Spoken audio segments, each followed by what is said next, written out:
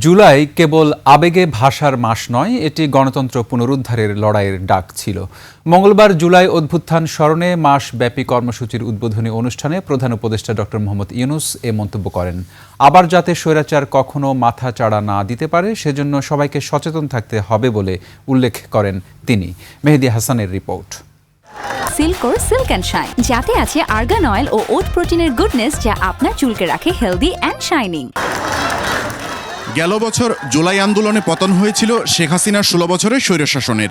এজন্য এবছর 1 জুলাই থেকে হাতে নেওয়া হয়েছে বিশেষ অনুষ্ঠানমালার, যার উদ্বোধন করলেন স্বয়ং প্রধান উপদেষ্টা।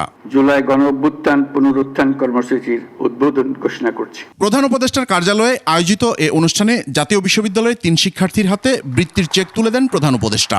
সে সময় জুলাই আন্দোলনের লক্ষ্য ও উদ্দেশ্য নিয়ে কথা বলেন তিনি। সেটা শুধু ভাবাবেগের বিষয় নয়, ক্ষোভ প্রকাশের বিষয় নয়। আমরা 16 বছর পরে বিরাট বিদ্রোহ ঘোষণা করেছিলাম যে অভ্যুত্থানের মাধ্যমে। তিনি বলেন, আন্দোলনের প্রাথমিক লক্ষ্য অর্জিত হয়েছে।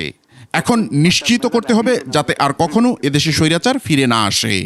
যে লক্ষ্যে আমাদের তরুণ ছাত্ররা, জনতা, রিক্সা চালক, শ্রমিক, কিশোররা শহীদ হয়েছিল, আহত হয়েছিল, সেই লক্ষ্য বাস্তবায়নে আমরা আবার নতুন করে শপথ নেব এই অনুষ্ঠানমালার মাধ্যমে, এবং সেটা আমরা প্রতি বছর করব, যাতে স্বৈরাচার আবার কোনো রকমের কোথাও মাথাচাড়া দিতে না পারে। সামনে বড় সম্ভাবনা থাকলেও পথ অনেক কঠিন বলেও উল্লেখ করেন প্রধান উপদেষ্টা। আমাদের ঐক্য আবারও সর্বমুখী হোক। মেহেদী হাসান, 21 টেলিভিশন, ঢাকা। সকল দেশবাসী।